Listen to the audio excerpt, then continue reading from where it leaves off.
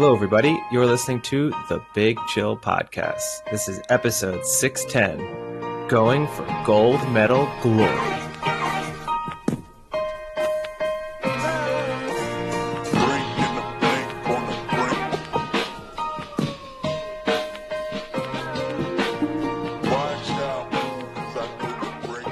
Hello, Big Chillians, and welcome back to the Big Chill Podcast. Frank, joined as always with Eddie. Eddie, how's it going? Yeah, had a good week. Things are going well. Nice.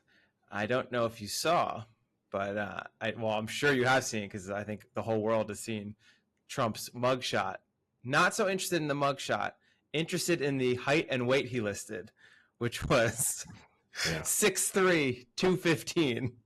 Now, I need to get the same doctor that measures him, because then I'm like 6'7", 220, jacked.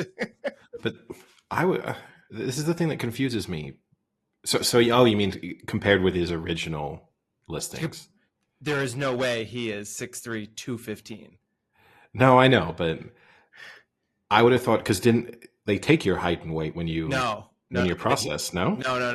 That he had a doctor pre-do it for him, and then they went in and just wrote it down, like based off of what his previous doctor said. Well, here's a solution for you then. As a short king, you should get yourself arrested, get everything pre-filled, and list yourself at 6 foot, and your dreams would come true.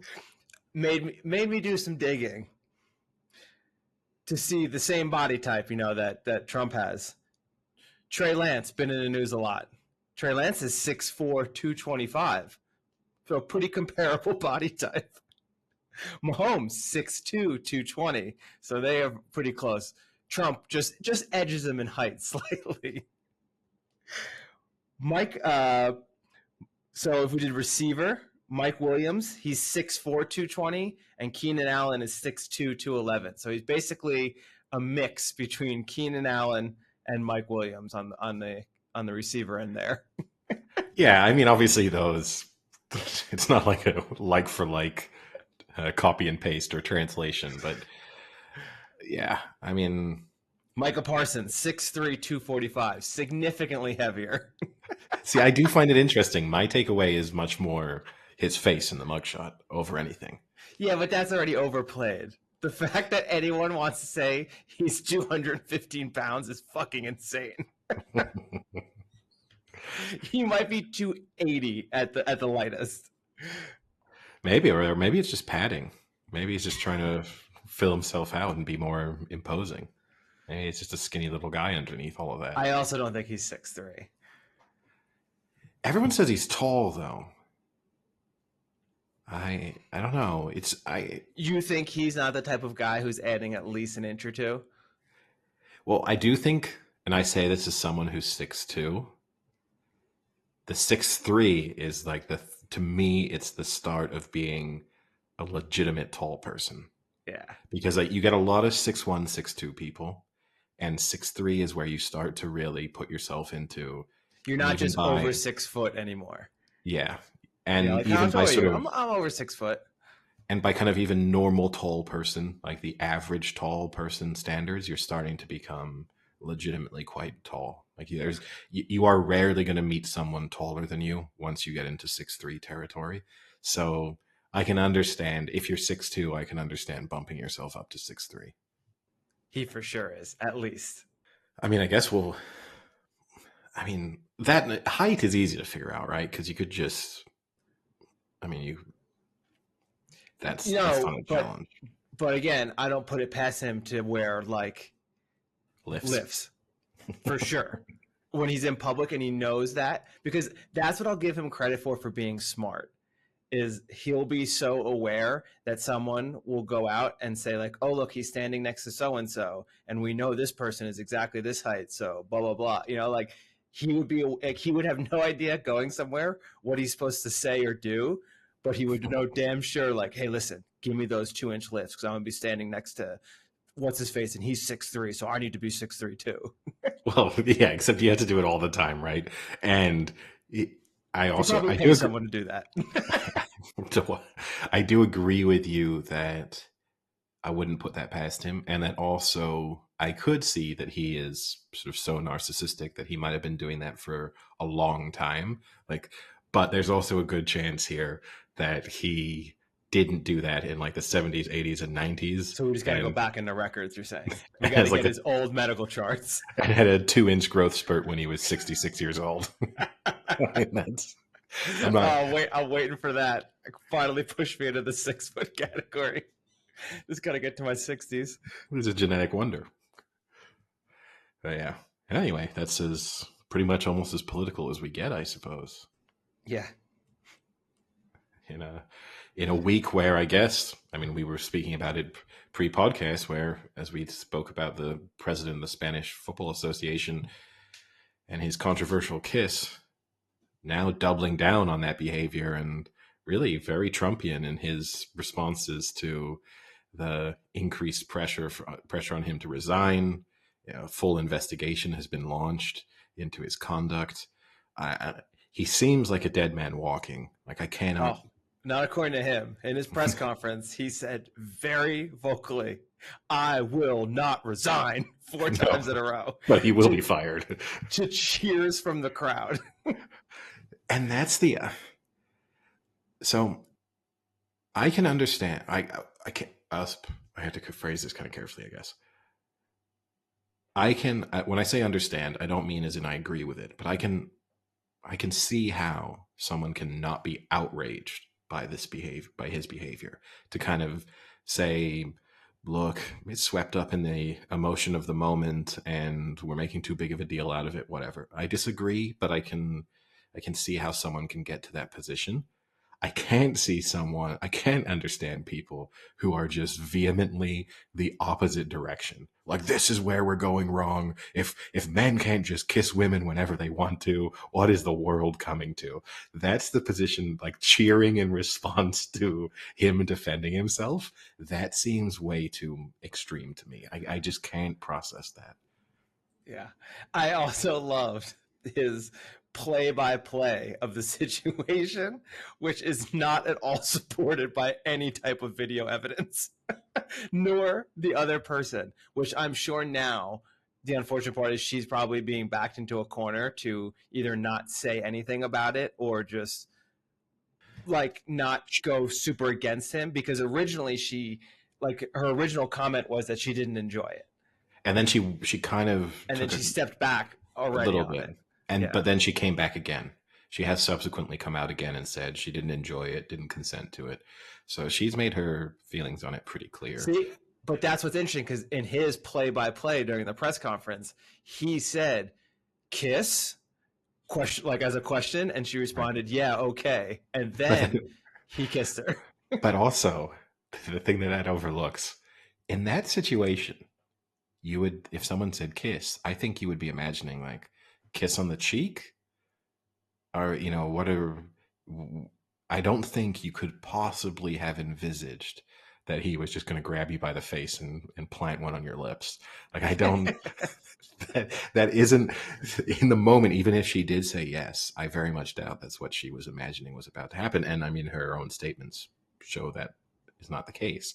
So it's a strange one. You'd have to say from the Spanish FA, I know that it's always harder to fire people than, there's sort of public outrage and the calls for instant firings. And obviously that can get you into lawsuits, and things are always a little bit more complicated than that in real life.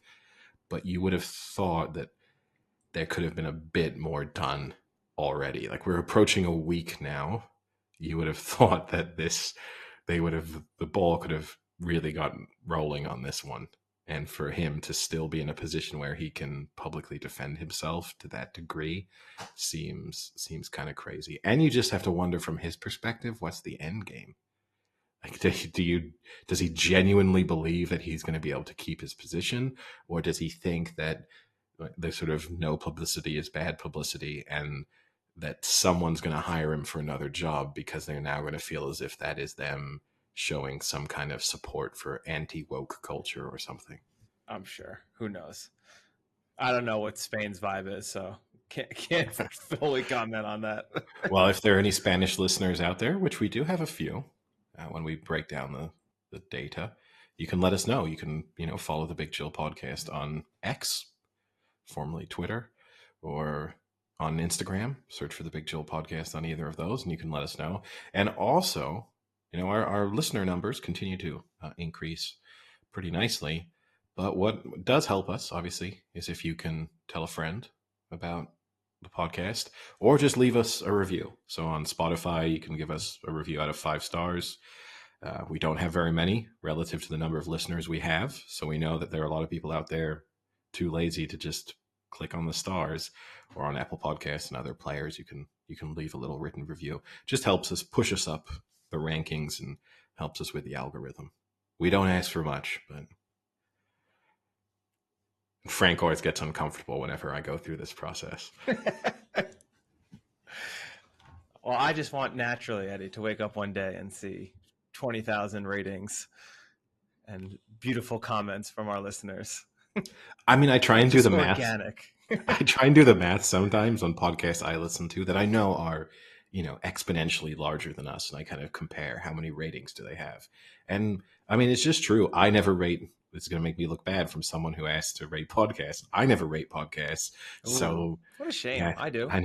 And so it's just, I know that there's podcasts I listen to that, probably have 20 times as many listeners as we have, but only have 2,000 reviews. So, just now, go here's out there. my question to you, Eddie. If you had to rate the Bill Simmons podcast, is that getting 5 stars or 1 just because of your arch nemesis factor? Honest review, 4 stars. In that I would recommend it to someone if you like sports. It's a pretty good podcast, but there can be some frustrating elements.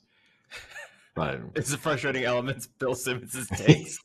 Just Bill Simmons.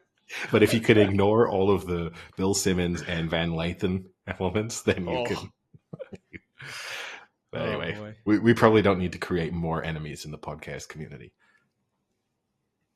No, not the best move. Right. Well, since we last spoke, I guess not a huge amount of activity on the sort of sport front in terms of matches played. See, I think that's where you're wrong right off the bat, Eddie. What do you have? Chelsea. They've won. They've won and they scored multiple goals. 3 goals. This is a breakout performance. And kept a clean sheet.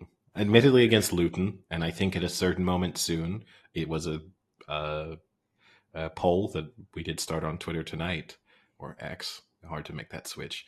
How many points are Luton going to get over the course of this season? Oh, I thought it was going to be, will Luton be relegated before the season's over? Well, I mean, yeah. Will they just halfway through the season, are they just going to trade with someone? Because, they have a nice run of fixtures coming up. That so they've got West Ham next, then Fulham, Wolves, Everton. Then they have Spurs, and then they have Forest. So you kind of look at their next 6 fixtures, and they would hope that if they're going to get points, they have to get them from, by the end of October, they need to be sitting on at least 10, 12 points, I think, if they got any chance of staying up. Because after that, they get into some nightmare runs. I mean, you look at their November, includes Liverpool, Manchester United, Brentford, and then December has Arsenal, Manchester City, Newcastle, and Chelsea again. I mean, December, they will struggle to get any points. It's going to be a disappointing Christmas in Luton. But, yeah, I think... I mean, the real thing, though, Eddie, it's just, right now, it's just not fair because, they haven't had a home match yet, and that's their biggest advantage. I don't know if you've seen it, but it's quite a unique home grounds. Especially the away end. But, look, and I don't like to, as someone who supports a smaller football club, it's not as if I take great joy in watching another team struggle, because I know if the team I supported happened to get promoted to the Premier League, we'd be going through exactly the same experience as Luton are right now. But I thought you were talking about Chelsea. I support a team that struggles.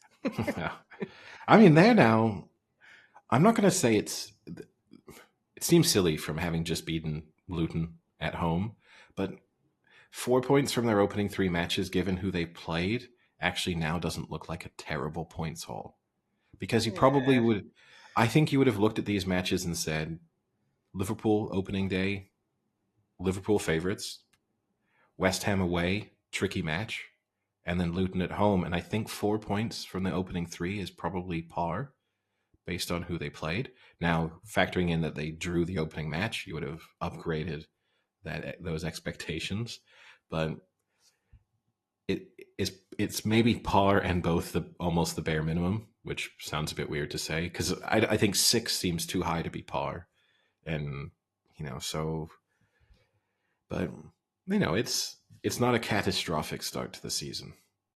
I'll tell you what part of England is having a phenomenal start to the season. That's one player in Jude Bellingham, who's now scored in 3 straight matches and is pretty much carrying Real Madrid at this point already in the season. Yeah, I mean, he's getting a huge amount of praise for the sort of way he's just hit the ground running in Spain. And as an England fan, it's incredibly exciting to see someone, I think it's something that's held back the England team basically forever is the lack of, players not going and playing in different styles of play and learning from playing in different countries. It happens a little bit more now, but he is a bit unique in having done it at such an early age and now faces a very, I think he will eventually play in England again, but it's not an absolute guarantee. If you're already at Real Madrid, there are only a handful of clubs that could even possibly interest you. But, and what's easy to forget when watching him is that he's only 20. I mean, it's really that's the crazy part.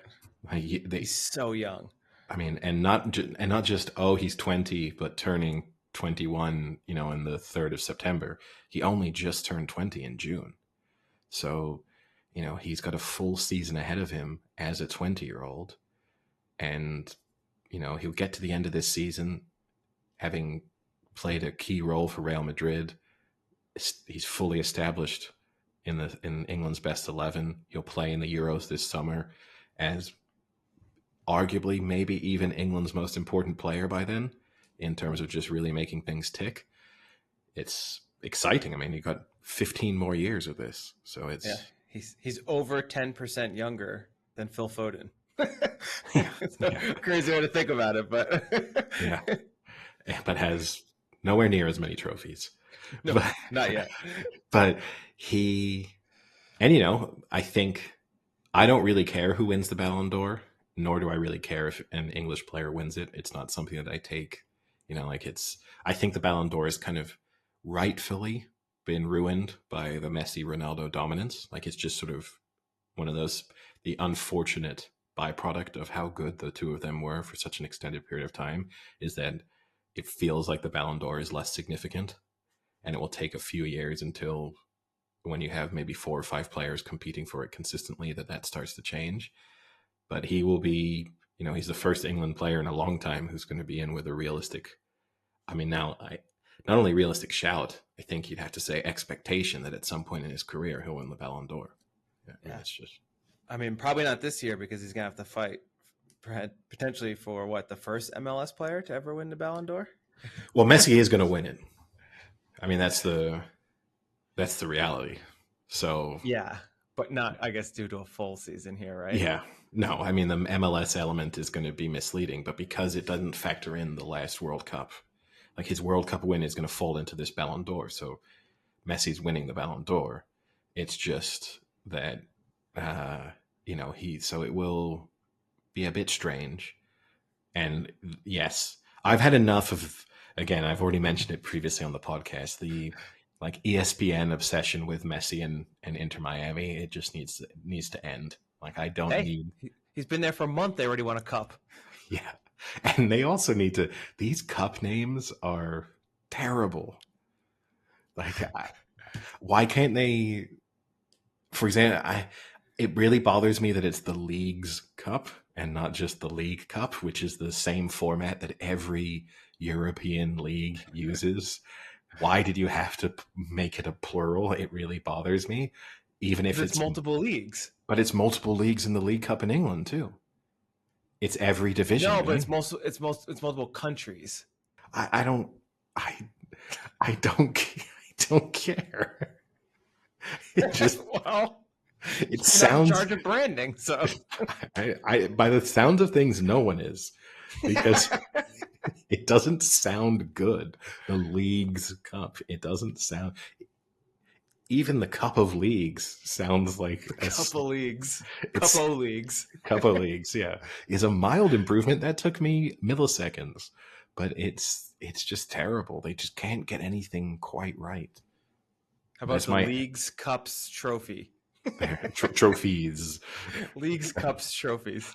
Yeah, because of course there's multiple trophies, right? You don't just hand out one. So there we go. There's my anti-America rant for the day. So that was the little catch up on the Premier League, I guess. We made mention of the fact that the Rugby World Cup was coming up. I only just kind of get in little say we will have a big preview of that in the next week or two. But well, I guess week, seeing as it starts on the 7th of September or whatever, 9th of September, but or 8th, if I can get the dates correct. But Got it? yeah, I think so. At least one of those dates is right. Somewhere in there, I've given listeners the correct information. Early September. Yes. But close to the middle of September.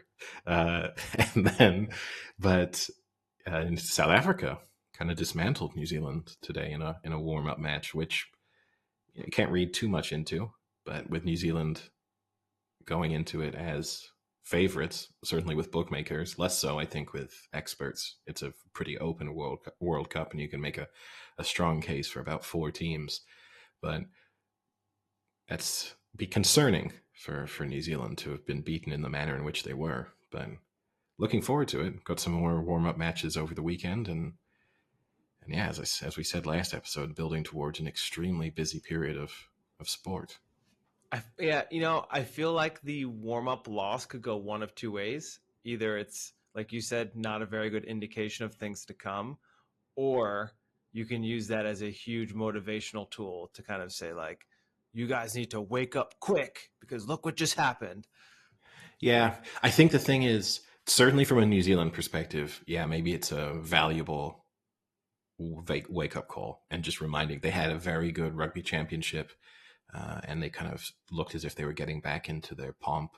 And this might be, if you're in the coaching staff or in the kind of a leadership role within the team, you might think that this is a good opportunity just to remind everyone, hey, look, we're not reigning world champions. We're not a great team. We have to be very much at it if we're going to win this tournament. That being said, though, for South Africa, no matter how New Zealand respond to it, for South Africa, it's encouraging. They are reigning world champions. It does make it seem as if maybe they will peak at just the right time. They're incredibly physical. They kind of showed all of their best aspects in the match. And also for them, if they have to play New Zealand in the knockout stages, they now get to go into that match with that added confidence of, hey, remember the last time we beat them when we absolutely wiped the floor with them? So not only do we know we can beat them at the moment, we know we can beat them emphatically. And even if they were perhaps even to be losing, in their mind, they could think, oh, we did score multiple tries and sort of unanswered tries in the last outing against them. So we might even be able to erase a deficit if we were losing to them. So New Zealand might respond to it well, but for the South African camp, it's, has to be a massive, massive positive. Also have the US Open coming up, only a couple of days away from the US Open starting. I don't know if you want to make your picks quickly. We don't dedicate too much time to tennis. I did really enjoy at the weekend the Alcaraz-Djokovic final in Cincinnati, which was really exciting. Again, I don't know who comes out of that with more confidence. I think it's Alcaraz. Yeah, I think it feels as if It's the tide turning, Eddie. I think it is. It felt like Djokovic had to pull out pretty much all the stops to get that win. And if you were Alcaraz, I think you'd say over 5 sets, I think I've got him, because I don't think, as impressive as Djokovic's fitness and resilience are, I think to do that in over 5 sets would be tough.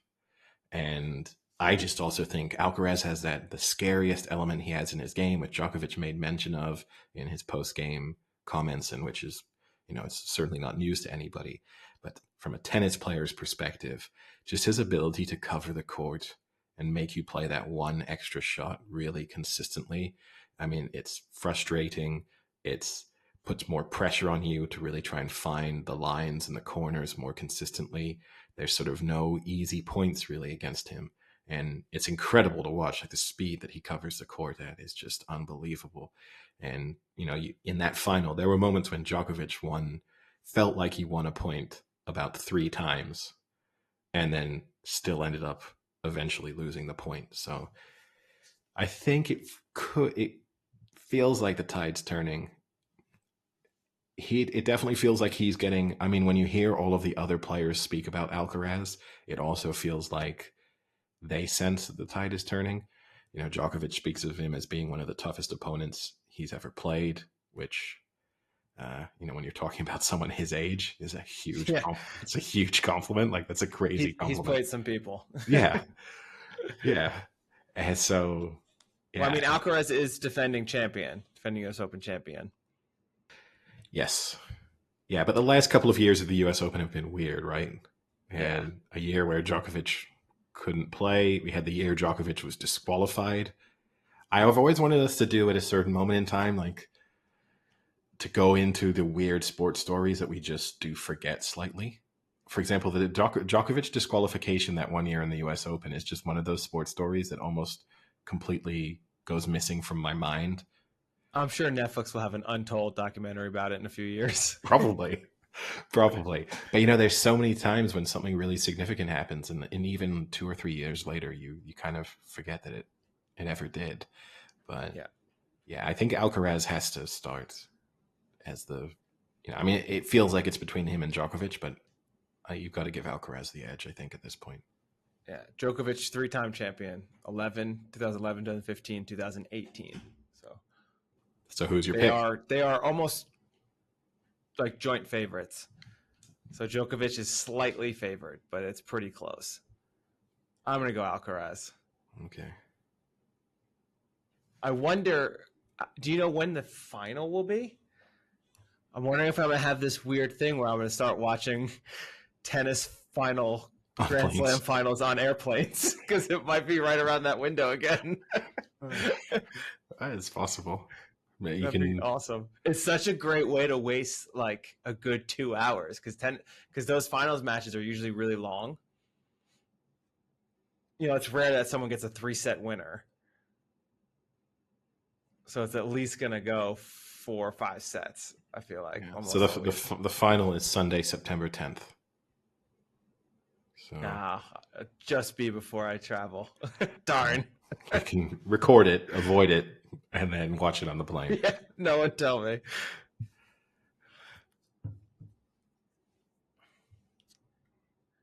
Yeah, I'll go Alcaraz. I mean, what about I don't know if you call it a dark horse, but the next favorite at 7-1 is Medvedev. So Medvedev worries me. He's got 4 hard court wins already this year.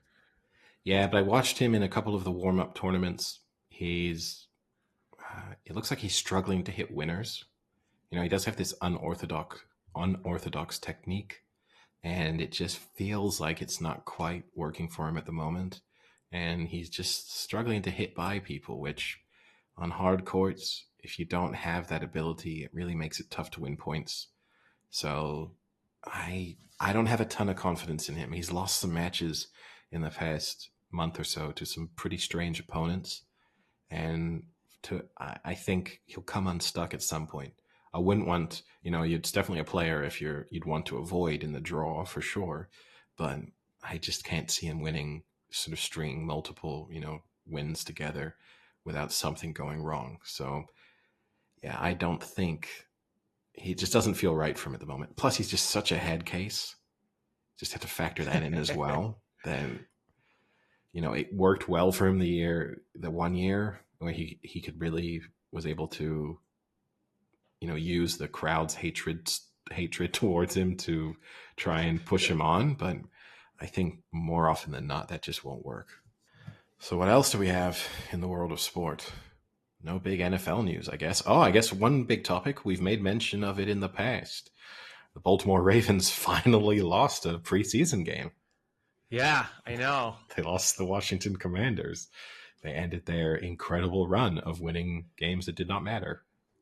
Yeah, first preseason game I bet on them ever. Is that They true? lost. No. But I do not bet on the preseason games, but I kind of sometimes just look at the odds and the point spread just going into them just to kind of, it's a good way of just quickly gauging who's even starting, but also just to see sort of what the early thoughts are on team matchups.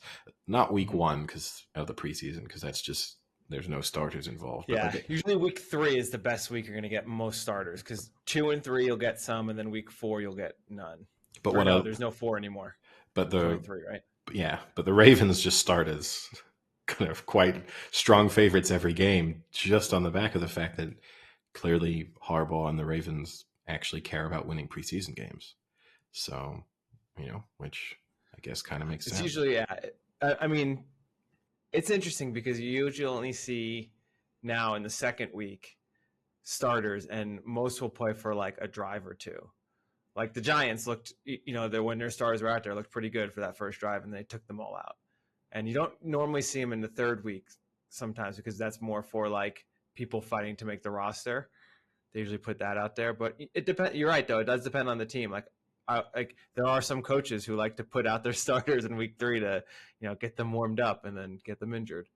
So, well, that was the hot take of the week. I think it was Colin Cowherd who said it, and it's gone semi-viral, and other people have discussed it subsequently, but that NFL players care about preseason games more than NBA players care about regular season games. that's a pretty good take. Which, yeah, I'm not a huge Colin Cowherd fan, but it's one of his better ones.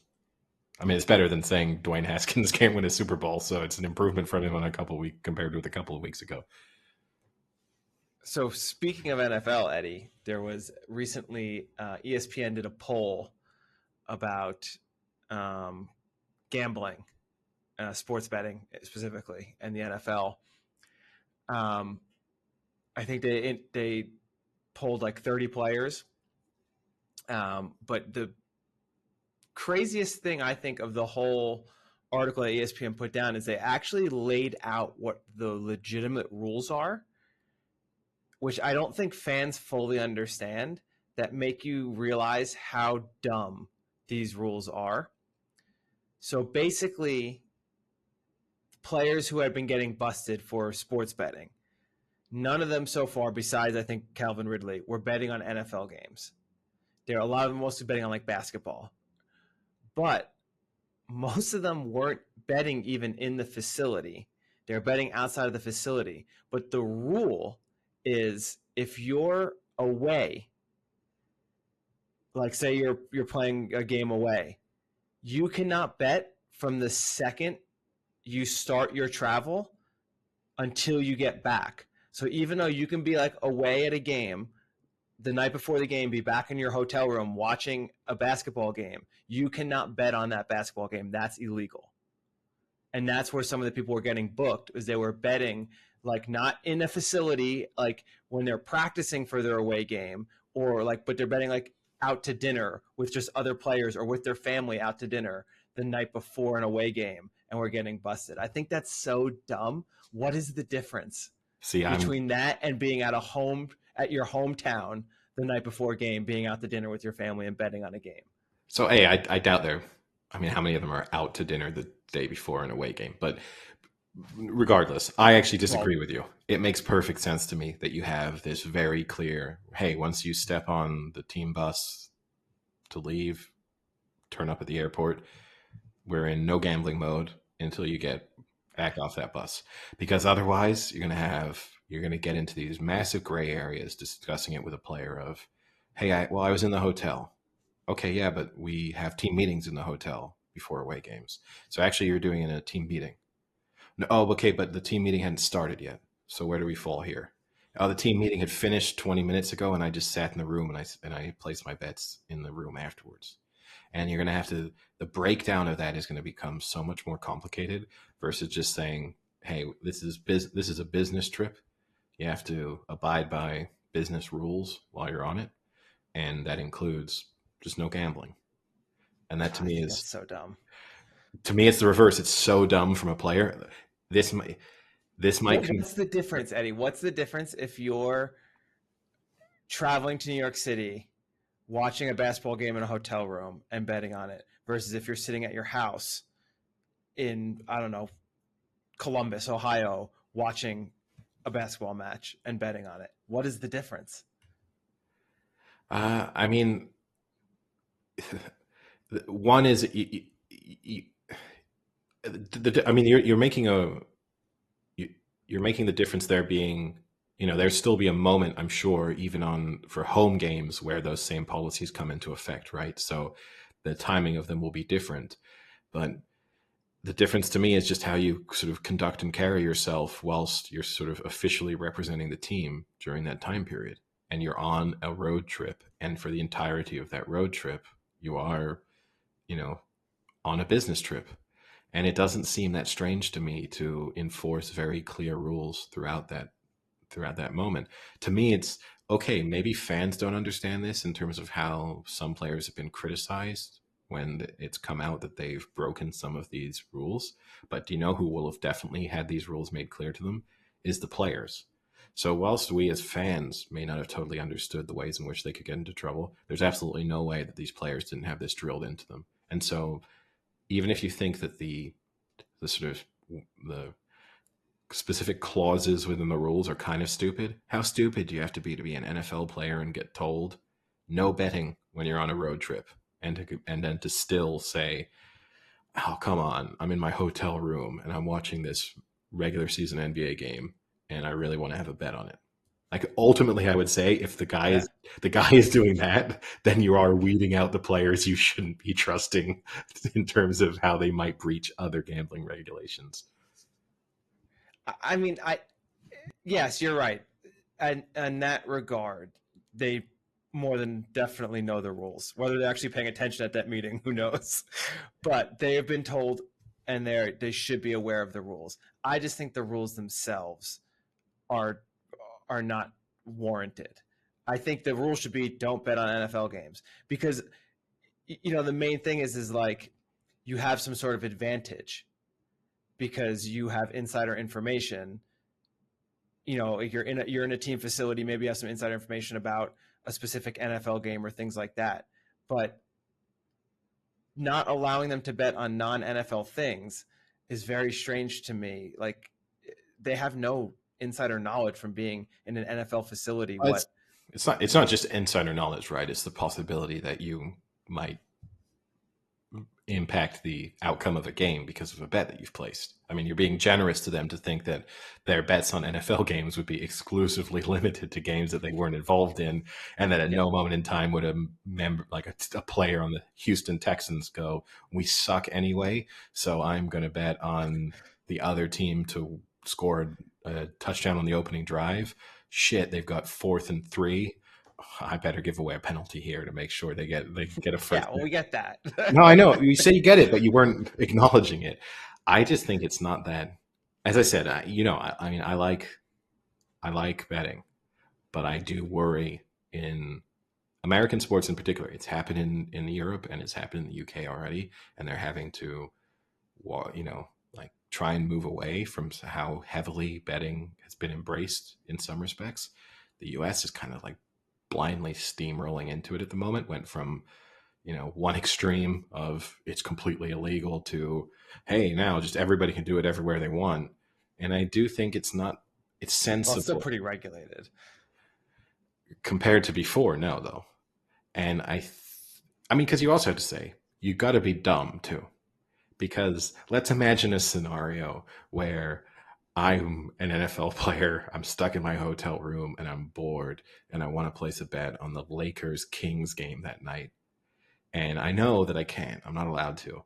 I would just text you and say, "Hey, Frank, can you just put this bet on for me on your account?" And as long as we do that, I'm never getting in trouble. And then, so not only are you Maybe. Highly, unless you decided to come out and say, hey, Eddie's been, getting me to place bets on his behalf. Like there's no, so not only are you weeding out people who might have an issue, you're also weeding out the dumber ones as well. I mean, look, it's the good news is if you're good enough, it doesn't impact your career at all. Tony, who's got a suspension until the beginning of 2024, rumors are that both Arsenal and Spurs are going to try and buy him in the January transfer window. And, he breached the gambling regulations 230 something times to get his suspension. So, Well, he's got an issue though. Yeah. Or he's smart enough to say that he has an issue, that's maybe that the move. If like you hear through the grapevine that you've got caught gambling, then the next 3 weeks you just place an enormous amount of bets and be like, no, I've got an addiction on random things. Yeah. And it's tough too, right? I mean, because athletes aren't different.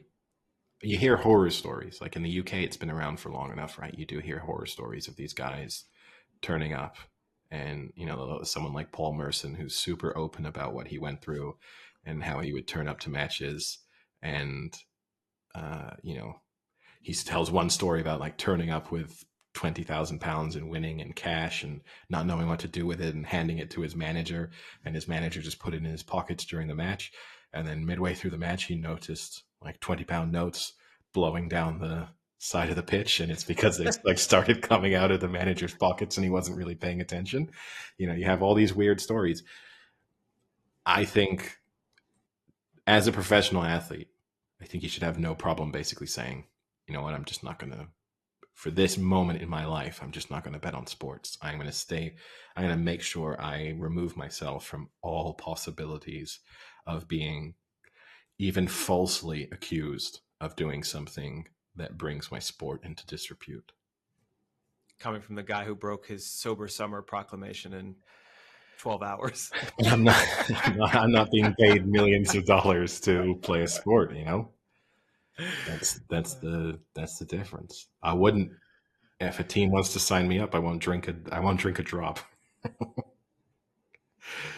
So that wouldn't seem to me like a huge sacrifice. So it's the same. I think you have to accept with certain jobs, there's certain things you can't do. And being a professional athlete saying, I probably shouldn't bet at all. It's just better. Yeah. Makes sense.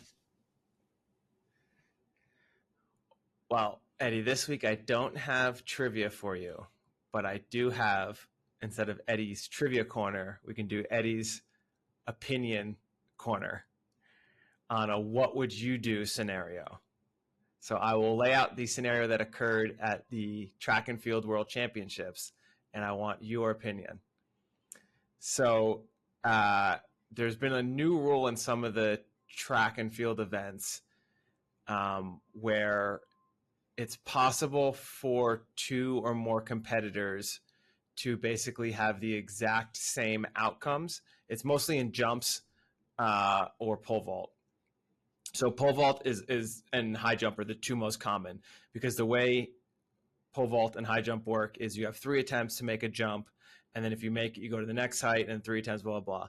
And you can have multiple people who kind of tap out at the same height, but then it will go back to how quickly you made the previous heights. So if you went through, let's say, 7 successful jumps and then failed on your 8th, and 2 people did that, then it would go all the way back to, on your 3rd jump, did it take you 2 versus 1 or the other? The person who has the least wins. So there was a scenario in the pole vault, in the women's pole vault this year, where both athletes tried and missed at 4.95 meters on 3 separate jumps. And they had the exact same progression leading up to that, these 2 women. And from there, the options were to either go to a jump off, or they would have to agree to share the gold medal. They decided to share the gold medal. what would Eddie Hewitt have done in that scenario? So they both have to agree. No, I understand. I mean, we've discussed this exact same scenario at the Tokyo Olympics. I do not. Your memory is not very good, but this exact same thing happened at the Tokyo Olympic Games, and when we were recording our podcast, we discussed that was also a high jump, I believe. Yeah, and this was pole vault now, right? But I mean, it's okay, same thing. And they also decided to split the medal. Before you answer, yeah, what's the English game that I'm thinking of with the like split the money, take the money, where the girl played that guy really badly? Oh, Golden Balls. Is that what it is? Yeah. Yeah, I love that clip. Well, that would be an interesting dynamic to add into it, to do to add that kind of game theory into it. So you both have to announce what you're doing, and if one of you says keep and the other one says split, then that guy gets the keep, gets the gold medal, or no one gets gold. If you both decide to keep it. I think ultimately I would decide to just both get it, because you get to call yourself an Olympic gold medalist. No one was really you're not going to have to add an asterisk to that, really, right? Whenever you introduce yourself and say, I won a gold medal at, these world championships or at this Olympic Games, no one's going to kind of look into it too much. And anyone who says, well, did you really win the gold medal because you actually shared it? Unless they are a gold medalist themselves, they instantly look like an asshole. So I would probably choose to both share it, but I guess it decides whether deep down you thought you were either better or just kind of doing that bit better, which I think with the nature of those events might be harder to judge, because you have only got to that scenario by failing. So it's not like you're both riding highs and then, hey, I've got momentum here. It's like I actually just failed on my last jump, so I'm not sure how well the next one will go. So I would probably split it. I would definitely split it. I think when you're talking about medals, then I think it's so easy to split, because you can always just say, I'm a gold medalist. You never have to clarify past that. Hey, were you in the Olympics? Yeah, I won a gold medal. Well, game over. Not great conversation skills, but but sure, I think you'd come off as a little aggressive. Top 5 favorite gold medal moments. Like, this guy's a douche, but he did win a gold medal, I guess.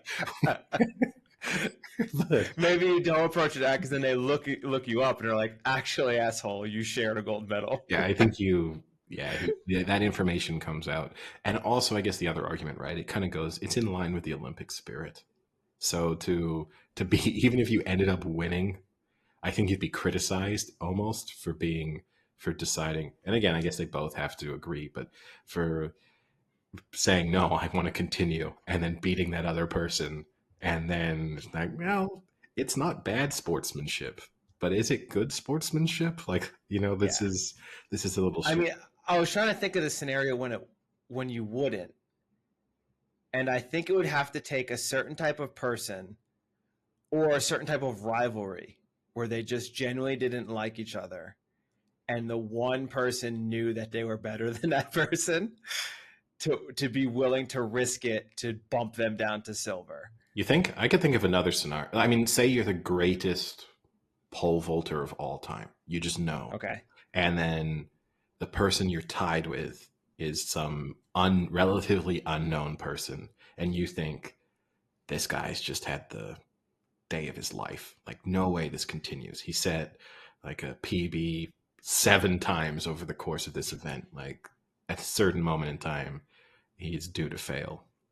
And especially if you thought for your, it's like, I've won 3 golds in a row, something crazy, then that scenario you might say, all right, time to show my greatness here, and like not just settle for splitting this. But yeah, I just think most people. But I think even then, most people would acknowledge, like, yeah, like I could probably beat this person, but they've had a hell of a run here. This is impressive. Like, I'll I'll let them have part of the glory. Maybe, but then I don't know, but I'm sure if you're in it and if you had that kind of greatness and you thinking about, where do I stand in greatest Olympians of all time? Does this somehow impact my legacy? Like there's thoughts that some people like. Do you think? I'll tell you what. But here's, I guess, wait, real quick. Does that, so say that happens. Yeah. Does you winning more greatly impact your legacy than if you lose? Because then you look like a huge asshole if you're the one who's like, no, I want to challenge this person, and then you lose. So it's like, oh, remember when so and so was really against it, and then he lost? That looks terrible. Let me give you a scenario. Let's take Usain Bolt, and let's imagine that somehow they just record it's a dead heat, identical times, and they then give them exactly the same. The option is either, hey, you guys can both have gold medals now, or tomorrow you can rerun the 100 meters and it's just the two of you and whoever wins. Do you think there's a scenario where Usain Bolt doesn't say, run it again? Like, yeah, but I think Usain Bolt's partly an asshole. no, but also it's also just like greatness combined with how much better he probably, what are the chances that this guy keeps up with me 2 days in a row? Yeah. Pretty slim. But what if it's like a fellow Jamaican teammate? Oh, then he's definitely running it again. And that guy probably doesn't even turn up the next day. I mean, the real question is, let's apply it to sports outside. Because again, the Olympic spirit kind of impacts this because it does feel like, it's I think in no major sport would this ever happen. Let's take golf. Because other sports, you can't really kind of see it happening. Let's take golf, and let's say the Open or the U.S. Open decided, hey, look, if it's only a 2-player playoff, then those two people get the choice as to do they get to be co-champions or do they play a one-hole playoff. Now, are we taking into account the monetary situation here? You split it. No matter what? No. So then you're playing the playoff. Well, I mean, I don't think most of the people care that much about the relatively minor difference in prize money between first and second. If you're the kind of player who's competing at those levels consistently, I don't think you're like, wait, whoa, an extra $900,000. I'm playing. But you think like if it's I'm trying to pick players who seem Victor Hovland. You can fanboy out over him. And who else seems like a friendly? John Rahm. Two very... I mean, just to say, the PGA Championship this year, the winner got 3.1, second only got 1.8. So that's a pretty significant chunk that's like a 40% difference in prize money. But sure, but the reality is the golfer is winning that. And let's take Victor Hovland and John Rahm. Okay, John Rahm in particular, definitely, as he stated when the whole live golf thing happened, doesn't need more money. So I don't think his motivation would be, wait, hold on a second, an extra 1.3 million. I don't think he's too worried about that playing in. And I think even someone like Victor Hovland, like that wouldn't be your motivating. Yeah. Victor Hovland's a tough one though, because he's that smile, it just, for me, I think he's going to say, let's just split it, man. Can't we all just be happy? Or is that an assassin smile?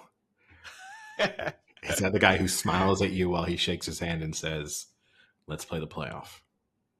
No way. Have a good round. Have a good, hope the tee shot goes well. And then Norway doesn't have assassins. But yeah, it would be interesting to know. I mean, it is strange. We accept ties and no results and things in some sports and then don't accept them in others. And golf, in most sports it doesn't make sense. Like tennis, you're going to have no scenario in which they're presented with the opportunity to split. I mean, maybe if you went into like the Wimbledon, I mean, they fixed that, right? But like when the John Isner match, when they played like the 50 whatever games in the fifth set, you maybe get to a point where you said, can we somehow split this? But I don't think Golf is the only one where you can really do a very clear comparison and imagine a scenario in which it could happen. Yeah, I think most golfers would go for the win, though. Because I think there are a lot of interesting personalities in golf. Like there are a few out there who would definitely just want to be the winner. Maybe. Yeah, maybe. I don't know. Would Tiger Woods have ever accepted a draw? But Tiger Woods, you're getting again into that Usain Bolt mentality of like, I think he's Would Sergio Garcia ever accept the draw? Sergio Garcia pre-Masters win when he didn't have a major to his name. I think he takes it. I think if there's that's an interesting question. What if it's like you're someone? Let's do like the Phil Mickelson, like leading him into winning his first major. What if he has that getting into the major? They're tied. They go into a playoff. Is he okay mentally with? I don't know. What are you looking for? I'm confused by the Phil Mickelson inclusion in this. Because there was a while that Phil Mickelson hadn't won a major, and people kind of were like, not super long. Take Sergio Garcia. It was a decent chunk. Okay, let's take a player who literally got expected to be maybe the greatest golfer to have never won a major. That was sort of what he was heading towards. Like it's a very clear. All right, so Garcia is about to. He's tied in the PGA Championship or the Masters, whatever. Yeah, I think he takes. They go to a playoff. Do you think he takes the easy way out and asks for the split, or do you think he wants to win it the real way? I think ultimately he probably wants to win it the real way because you'd know that. Yeah. I guess it would depend on how frequently other people had chosen to split. That might change your mind. If you were going to be the first ever split, then you probably don't want to hold that, particular record. And it might also depend on who you were splitting it with. If you're splitting it with Tiger Woods in his prime, then that might also still go down as you had to split it. And it's like, did you see who I split it with though?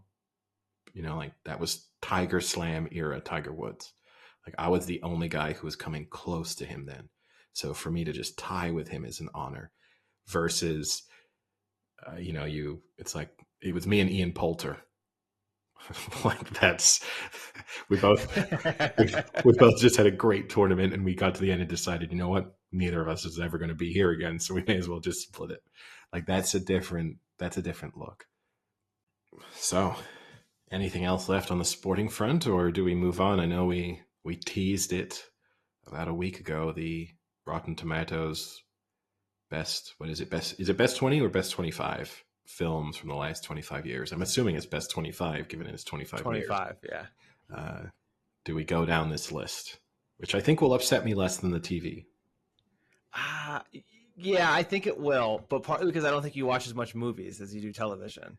I definitely don't. Well, in a sense, I probably watch about the same. I just don't think I have. TV you get invested in over a period of years, and I'm not a big movie rewatcher, so I don't have that same emotional attachment to movies. Certainly not movies that I didn't watch as a younger person. Like there's no movie from when I'm 25 that I feel such a strong bond with. So I mean, I'm taking a look at this list, and I think it's going to annoy you a decent amount. Especially I think the top three, the grouping will annoy you a little bit. But let me start this way. Is there a movie you think is definitely on this list? And I don't mean to say like you're going to say like Avengers, I'm sure. Yeah. Like, is there a movie that you think like is a top 25 that should definitely be on this list? Give me a second to think so that I come up with a... Listeners, feel free to join in and yell at whatever you're listening to, what you think a movie should be on. A movie should be in. So I'm going to cheat slightly here. So I'm going to look at Best Picture winners from the last 25 years to try and kind of narrow it. There are not many on there. I can tell you that right now. Which doesn't totally surprise me, but that way I don't, because I didn't want to like forget something. So I'll throw out a few that if they weren't on it would surprise me. So going kind of in chronological order. So I'm starting from 99, right? I guess, yeah. Yep. So I think The Sixth Sense should absolutely be on there because I think it holds a kind of unique place in cinematic history in terms of that the surprise ending and the kind of the end of the era where that was even possible because the internet has just destroyed that. Yeah, I'll give you the surprise ending. It's not on there. I would expect Gladiator to be on there. Gladiator is on there. Yes, Gladiator is a little lower than I expected, coming in at number 20. For a fan favorite, I would expect many people to put it, but I guess the issue is it's older, so maybe it's not in people's memory as much. Yeah, I mean we had the great podcast debate, right? Is Gladiator a sports movie? Which, but keep in mind, Gladiator 2 coming out next year, 2024. Yeah. Continuing to move along, I'll go some representative from the Lord of the Rings trilogy has to be in. Yes. So Lord of the Rings, which one do you think is ranked the highest? I will tell you all three are on this list. Okay. Already that's stupid. I'll say the middle, the Two Towers is ranked the highest. No. The Two Towers ranked number 10. Okay. Lord of the Rings Fellowship ranked number 7. Return of the King, which was the most critically acclaimed one, number 4. Just cracking the top 5. All right, just a big dumb battle scene.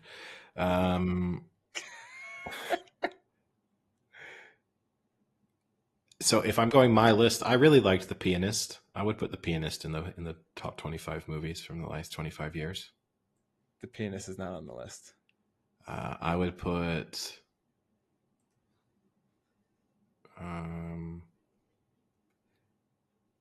Brokeback Mountain in the top 25 movies. Brokeback Mountain. Not on that list. Just for like cultural significance, it feels kind of weird. Yeah, yeah. I'm sure that's the reason it's not on the list. The Departed, I would put on the list. The Departed is on the list, lower than I expected. Number 21.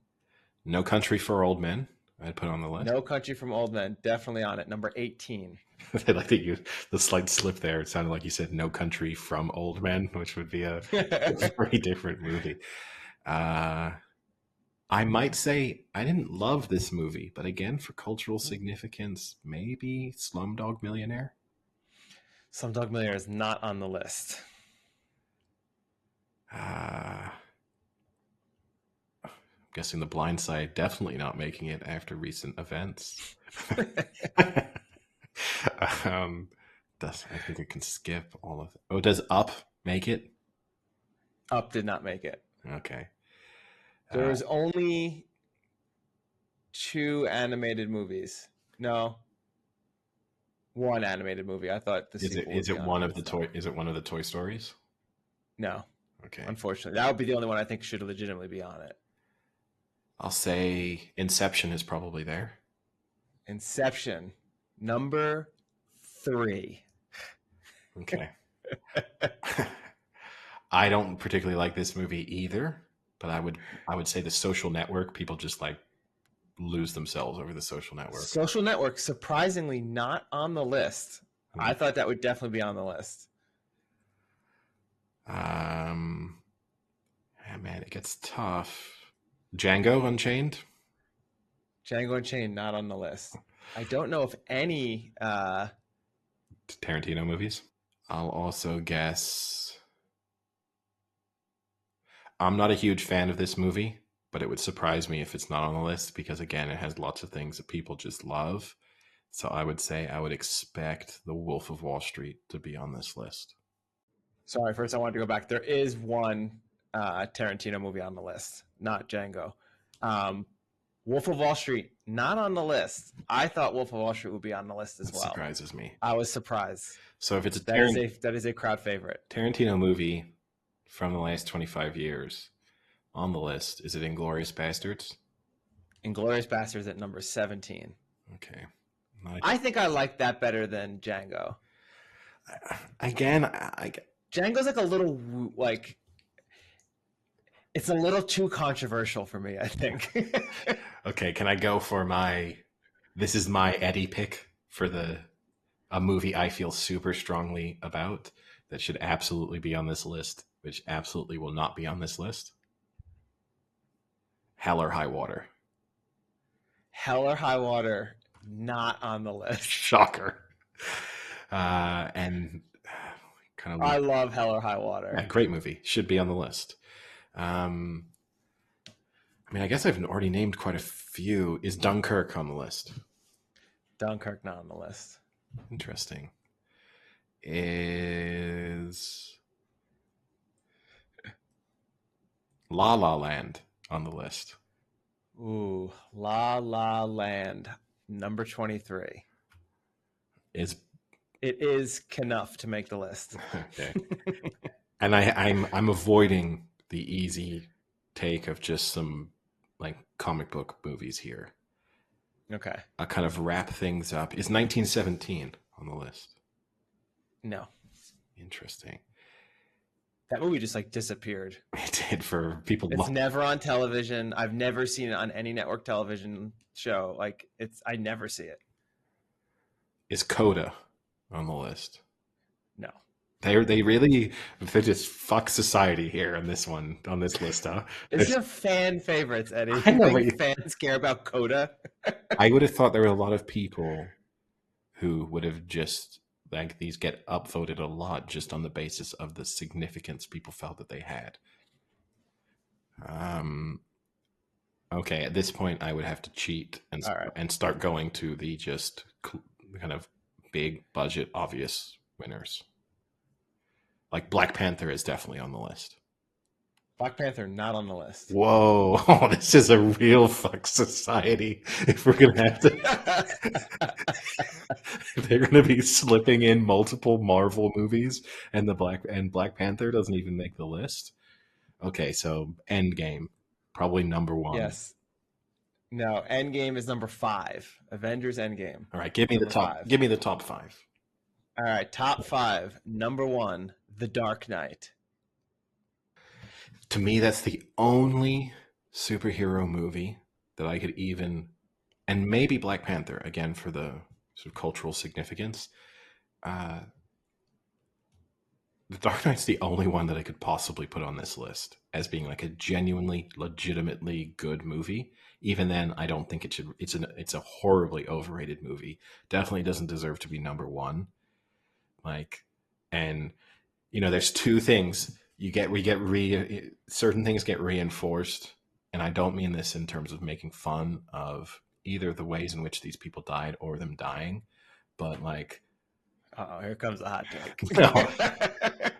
Cue the TikTok camera. Oh, you're stealing from Simmons. But Heath Ledger dying propelled the Dark Knight's legacy to a whole different level, because everyone gets to tell the story about how playing this character just sort of overtook him and just pushed him into an even darker place. And in the same way, I mean, right, we're about to have a statue built for Kobe Bryant. Like, him dying has just made us forget all of the bad things he did in his life. It shows you just. Those are two tough comparisons. To me, the link was how someone dying unexpectedly young can kind of ensure the legacy of something that they were involved in. All right, hit. Okay. Dark Knight number 1. Number 2, it's going to be a hot take for many people. Interstellar. Oh, fuck that. Oh my God, fuck that. Number 3, Inception. Wow. So we're going right for the Christopher Nolan trio right off the bat. Number 4, Lord of the Rings, Return of the King. Number 5, Endgame. Number 6, one that Can I just say in that top 5, I'm okay with maybe 2 of them being in the top 25, but for any of them to be in the top 5 is just outrageous. I could maybe put out of those 3 Nolans, I think Inception is definitely the best of those 3, and I kind of, because it's got the cinematography is amazing, and I think the idea is like an original idea. It's kind of cool. Like, it's not based off a superhero. It's not based off a book. Like, putting that all together, I think makes it a very strong candidate. I don't know if like I would put The Departed above that, no doubt. And maybe that's just me because I love The Departed. But you know, I don't know how Interstellar's in that. I that just blows my mind. But okay, number 6. This is one I thought you were gonna hit when you kept saying like cultural significance. The Matrix came out in '99. I didn't even. Yeah, that's really sneaking in. Yeah. Yeah, I'm fine with that. Lord of the Rings, Fellowship of the Ring, number 7. The only, I think, critically acclaimed one that's really on this list are these next two. Parasite at number 8 and Everything Everywhere All at Once, number 9. Yeah.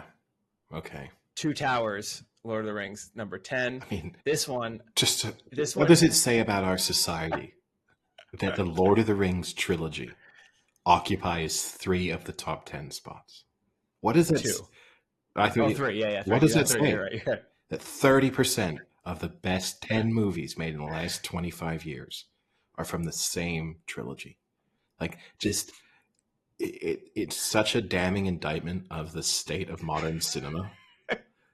Or of the people who vote on Rotten Tomatoes. No, the people who vote with their dollars, the people who vote, just people's perception of what a good movie is. It's just like, oh my God, I love this. I get to dork out on this stupid movie and get to feel special because I taught myself how to speak Elvish. You know, like this is just really bothers me. And I like the movies, and I like The Lord of the Rings as a whole, as we know from when we discussed the TV show. Like, I like it.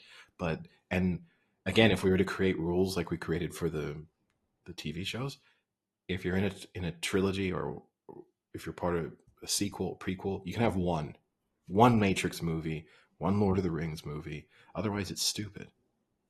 Yeah, I think I'm almost positive there's only one Matrix movie. Well, yeah, that doesn't surprise me. But number 11, this one, I think. What if I told you, Eddie, 1998 counts?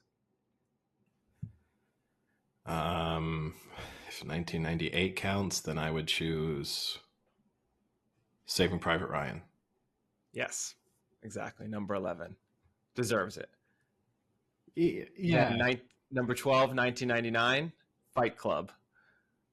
Okay, I'm fine with that being in the top 25. All right, and then we go number 13, Top Gun Maverick. Okay. And then Spider-Man Across the Spider-Verse. Oh, there are 2. I was wrong. There are 2 animated, because it's the other one is also in it. Avengers Infinity War, number 15. Spider-Man Into the Spider-Verse, that's the first one, is number 16. Inglourious Bastards. This is actually where it gets good once you get to 17. Inglourious Bastards, No Country for Old Men, Mad Max Fury Road, Gladiator, The Departed, There Will Be Blood, La La Land. This is where it gets bad again. La La Land, Eternal Sunshine of the Spotless Mind, and Whiplash. Well, I mean, I object less to any of those final 4 or 5 than I do to, I mean, those are real movies. Those are creative endeavors. Like, it's why, as I said, it's why we're fucked. By the time we die, all we'll be watching on TV is just endless reboots of the same 9 pieces of, original content. Like, that's all we've got, because that's what's going to sell. And the morons out there are stupid enough to go and pay to watch the same movie 15 times over in the space of 3 years. And to not only watch it, but to also then debate why this remake of this Marvel movie was better than the previous remake of the other Marvel movie. Like, that's all we're going to have. Like, this Spider-Man is definitely better in exactly the same Spider-Man movie that I watched 6 years ago. It's just where we are. Just, it's not going to get better. There is also the critics pick for the top 25, and you did actually name a decent amount that are on that one. That one differs significantly. Good. Still not great. Paddington 2 is number 23 on that list. I haven't watched either of the Paddington movies. I mean, people do say that people love them. Like, it really tugs on your emotional heartstrings. People love those movies. But for instance, Black Panther is on that list. Yeah. And Social Network is on that list as well. You named that one as well. Yeah, that one doesn't surprise me. Again, I don't love The Social Network, but people typically do. Yeah. Like, it's one of those movies that people love to talk about as being a very good movie. So, and again, it kind of covers an interesting time in our recent history and stuff. So, yeah, I don't. The top three for the critics: Mad Max Fury Road, No. Parasite, and Mulholland Drive. Yeah, I would. I don't get the Mad Max Fury Road love. It's a fine movie, but top 25 seems way too much. I think it's a good movie. I wouldn't put it number one. It's good. I'd put it in my top 25. From the last 25 years? Well, I don't know. Am I putting in, if I'm doing my top 25, is it just like movies that make Frank the most excited? Then maybe it's not. But if I'm putting in some kind of analysis of what makes a movie good, I think it probably gets in my top 25. It's not making either of those lists for me.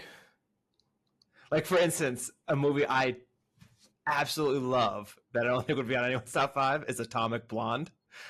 Ever saw that movie? It is so good. Yeah, I mean, yes, my personal list would include like The Sixth Sense. It would probably include The Green Mile. Ooh, Green Mile. To be honest, it probably include American Beauty, which it hasn't aged super well, but there's like a Is the Green Mile in the last 25? Yeah, it is. 99, yeah.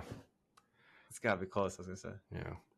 I mean, I liked The Thin Red Line a lot too, so to me it'd almost be a toss-up between Saving Private Ryan only makes it because of the opening sequence. Otherwise that movie could just get dumped. Like, it's just, how good is the opening 15 minutes? And then after that, we get to just see a kind of relatively boring war movie. But agree to disagree on that. But it's got a couple of highlight scenes, but most of it's not too exciting. It's the opening sequence, the sniper off moment when Vin Diesel dies, and the end battle is good. I mean, the knife through the chest, iconic movie scene. But yeah, I don't know. I don't think Saving Private Ryan makes my personal list, but it makes my trying to be objective list. How about on the critics list, Eddie? Zodiac, classic David Fincher. Did you like that movie? It was okay. With Jake Gyllenhaal? It's good, Mark Ruffalo? But not top 25. So three David Finchers on the list between the two: Zodiac, Social Network, and Fight Club. Yeah. Which one would you have to choose if you had to choose one? Probably Social Network. Like, Fight Club's a good movie, but it's been ruined by its cult status. Like, the people who by those people. Yeah. The people who love Fight Club have, ironically, for a movie that embodies the rule of don't talk about Fight Club, have ruined Fight Club. Like, it's the cult status is Fight Club and Boondock Saints. Yeah, have been ruined by those same people. There's a few movies, like even a lot of Tarantino movies for me have been kind of ruined by people who love Tarantino movies. Like Pulp. See, now I'm the opposite. I have only just recently watched the majority of Tarantino because I avoided them, because the people who would tell me they're amazing are the people that I wouldn't trust their judgment. And like, I had only recently seen Inglourious Bastards and Django and what's the other one I just watched recently for the first time? One of his early ones. But another movie that would make the list for me, and it involves an actor who you love, but it probably Little Miss Sunshine would make my list as, again, kind of an interesting movie. Who's the actor I love in Little Miss Sunshine? You don't love Steve Carell? Yeah, okay. I mean, how can you be such a huge Office fan and not? No, I thought you were gonna. I thought you were putting it at the level of like a Matt Damon. Oh, I'm sorry. I thought you really, really loved Alan Arkin. Sorry. That's why I was a little confused. I was like, Abigail Breyer? It's Steve Carell. He's not the main character, but he's in it. It's a true ensemble. So, all right. Well, I guess with our analysis of Rotten Tomatoes rotten 25 top movies, we can call it a day. All right. Talk to you later. See you.